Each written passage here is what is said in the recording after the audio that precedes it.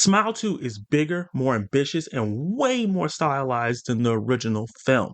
But does that make it better? Let's talk about it. About to embark on a new world tour, global pop sensation Skye Riley begins to experience increasingly terrifying and inexplicable events. Overwhelmed by escalating horrors and the pressures of fame, she must face her dark past to regain control of her life before it spirals out of control. I'm a big fan of the first Smile. I really went into it expecting a watered down Blumhouse version of It Follows, but came away loving how it straddled the line of elevated horror and cheap jump scare movies. Smile 2 has a much bigger scope than the first one. The first one felt more intimate, smaller, almost indie, while this one feels a little bit more bombastic. And I could tell director-writer Finn Parker had a much more time to make this film and much more resources at his disposal. This movie feels a lot more confident every single way than the original film, from the writing to the directing to even the jump scares. This movie is still jump scare heavy as the first one, but the jump scares are more even with more emotional plot and jump scares basically being balanced out.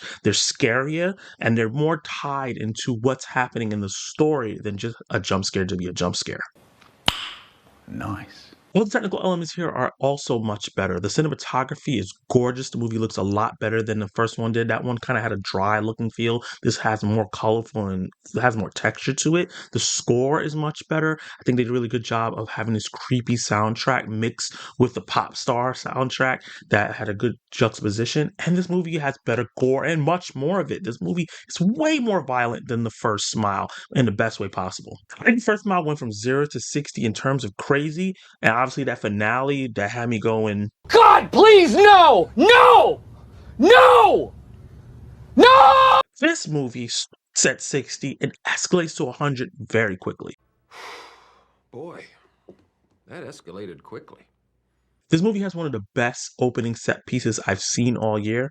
If you couple that with the middle part of this film, which is steady and builds the tension throughout, that leads to a wild third act, this movie is steadily entertaining throughout. The film expands on its themes from the first one, adds new ones, and also expands on the lore just a little bit. Doesn't reveal too much of what's going on with this monster, but just enough to leave a little bit of breadcrumbs and keep you interested. While some of the jump scares are, predictable, you can see them coming, there are some really shocking ones in there that rival some of Mike Flanagan's work. And Parker Finn weaves a much more interesting and entertaining and more emotionally investing story this time around, where you're not too sure what's real, what's fake, what is going on in reality, and what is inside the main character's head. It makes you question what's going on. By the time you get to the ending of the film, you're really like, wait, so what part was real? What was fake? It's really makes a really good mystery that I think makes you want to go back and check for like the breadcrumbs to figure out what's really going on. And I thought Sophie Bacon, who's the star of The First Smile, did a wonderful job. I really liked the performance. I thought it was underrated in terms of horror performances from that year. But Naomi Scott comes in and steals the show and shows out as pop star Skye Riley. She's asked to do a ton in this film, from singing, dancing, all the physical action she had to do during the stunts, and show a range of emotions throughout as she is going through it in this film. And she nails it. Every aspect that Finn Parker asked her to do, she absolutely nails it. And this is one of the best performances of the year in terms of horror performances. And this is easily one of her best performances, probably her best performance that she's had so far. Perfect.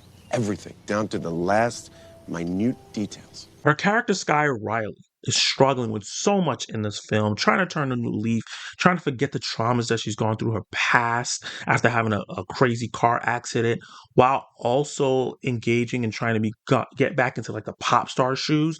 She sees one of her close friends kill himself in front of her, and not knowing that this is going to be some evil entity, she's just struggling with that on its own, mixed with all the pressures of being a pop star. We've seen in real life how pop stars deal with all these pressures and have these mental breakdowns right in front of us. And I think they utilize that and that knowledge really well in this film. Pop stars trying to be perfect in front of everyone while they're dealing with personal problems and maybe not wanting to do that day. Not every pop star is going to have the best day, and how they automatically going to be judged, and how that could put even more pressure on them and make them have a further breakdown. That is what this demon is feeding off of, and I think it creates a really good through line that the audience can attach to. And with Naomi's performance and the writing of the character and how she was trying to get her life back together, as the movie progressed, I was really engaged with her character and just wanted her to make it through.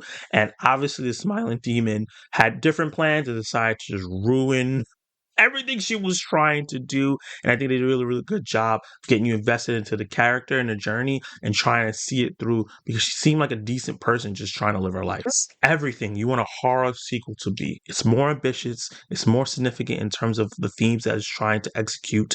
Everything that it was working in the first movie, it doesn't scrap, it elevates it and kind of works on the kinks that it had in the first film and elevates it here. Not all the problems are fixed. It's still Smile. So anything that you had a problem with in the first one, you're probably going to have a problem with it here. But I think everything is just done much, much better. This is a much better sequel and it just elevates everything that Finn Parker tried to do before and brings it to another level here and makes me very, very excited for the future of this franchise.